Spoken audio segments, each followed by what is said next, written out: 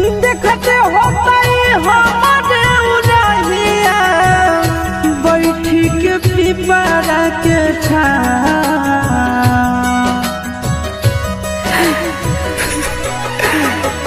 देखते होतई हमारे उड़हिया बैठी के पिपरा के छाँव। रुक रुक रुक अरे टरेनिया, रुक रुक रुक रे टरेनिया, ले ले चल जनुआ के गाँव। रुक रुक रुक रे टरेनिया।